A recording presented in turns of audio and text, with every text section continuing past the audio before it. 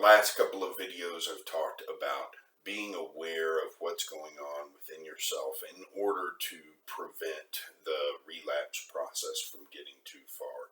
And today I want to go over what the authors of Staying Sober, Gorski and Miller, talk about as a typical relapse process. So this is what they talk about as a typical process. It's not necessarily going to be what everybody goes through, but I think those of us who have been through a relapse or who have been through anything that they describe here will recognize pretty well what they're talking about. So they kind of go through the steps, and I'm just going to read a lot of what they say here. They say that the relapse process usually begins with change. Change is a normal part of life, but a major cause of stress. The change may be an external event that forces you to respond in some way, or it can be a change in thinking or attitude. Change produces stress to which you are apt to overreact and for which you probably have low tolerance. As stress levels are elevated, there is a normal tendency to deny the presence of stress and trigger denial mechanisms that are part of addictive disease. You begin to deal with stress with the same kind of denial you once used to justify using. I don't have a problem. I can handle it. Everything is all right. I'm going to stop right there because this sounded really familiar to me.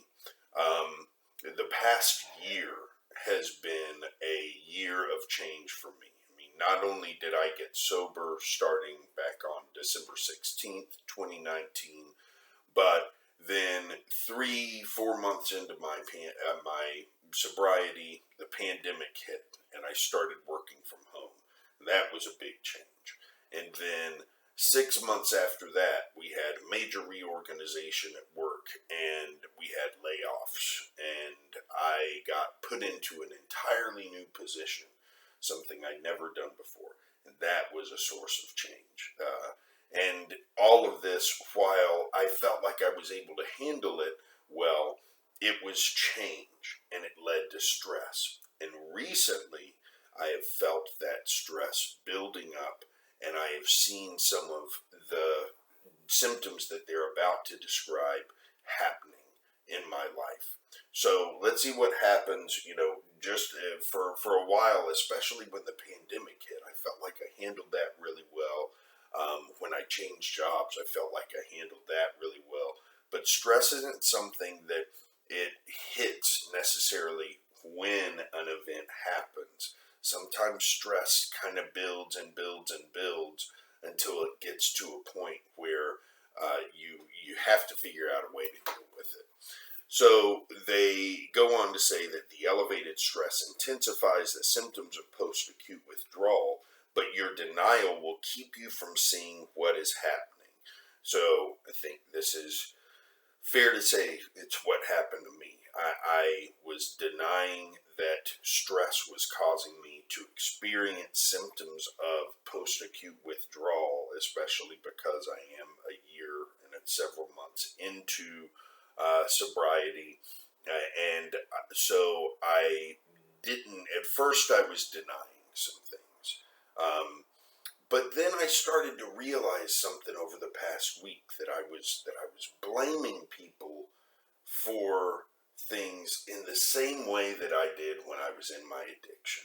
Something felt like my mind was going back to the way I thought about things when I was in my addiction. And it felt like everything was someone else's fault. And that was a warning sign for me. Because in the 12-step program I'm we're taught to look for our role in things. And so when I start to blame everybody else for the way I feel, that's a warning sign that I'm slipping back into that addictive behavior. So let's hear what they say about that. They say then you lose control of your behavior. You may go to the same places and engage in the same activities, but you experience a behavior change.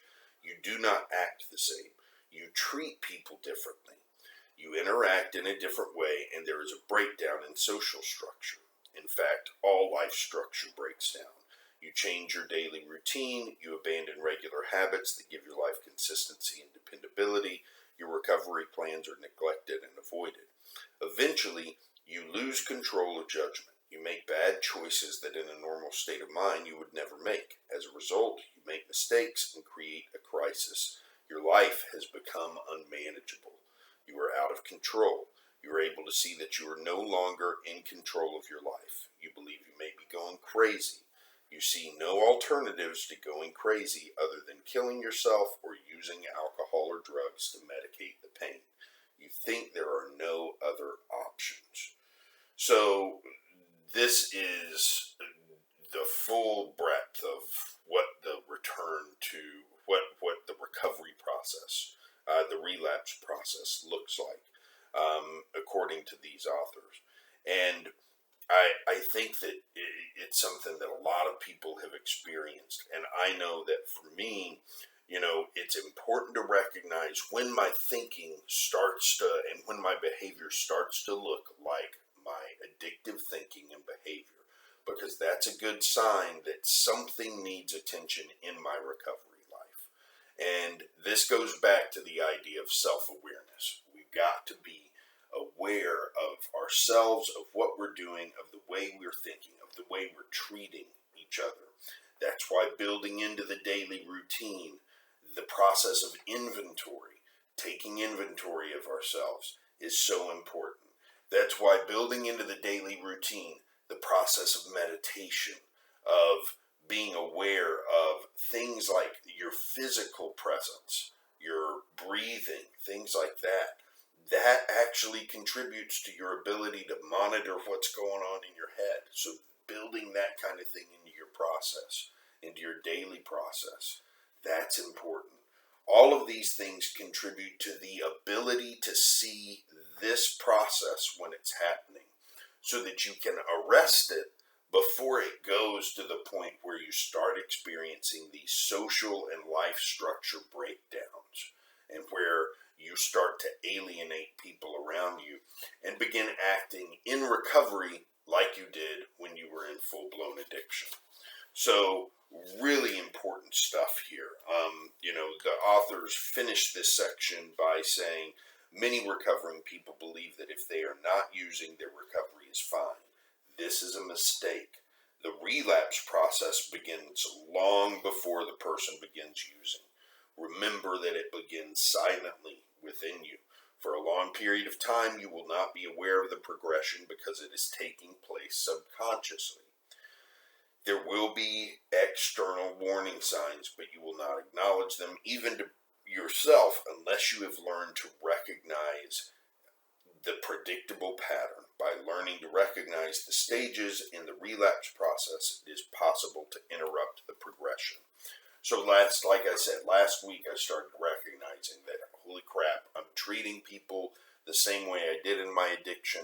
I'm blaming people. I'm getting grumpy with people. I'm doing all of these things that are a sign that I am going back into the same mode of thinking that I did in my addiction. So what part of my recovery program needs more attention? And one of the things that I realized was there's a couple of things around exercise. I'm not exercising the way I need to, so I need to build that back in. In order to do that, I've got to get better night's sleep. I haven't been paying as much attention to my sleeping routine, so I got to do that. In order to do that, I got to cut down on the caffeine a little bit.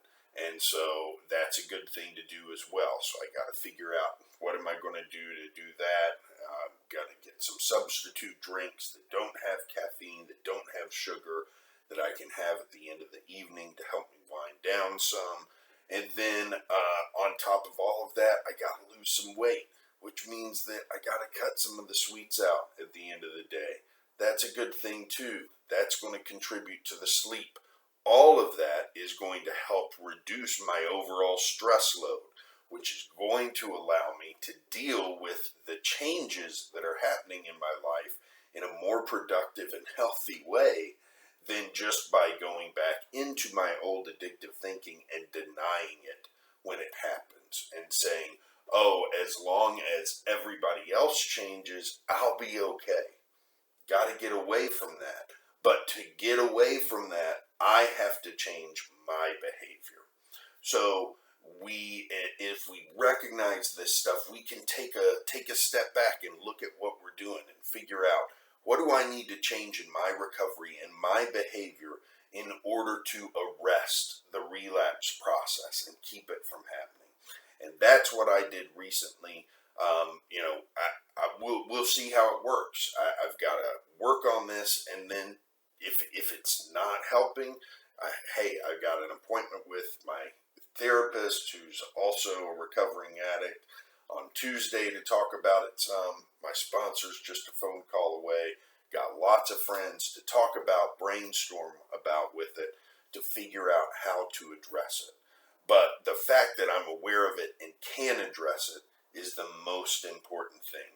Because when we're in denial of what we're going through, and we start acting like it's because of external causes, that's the beginning of this process.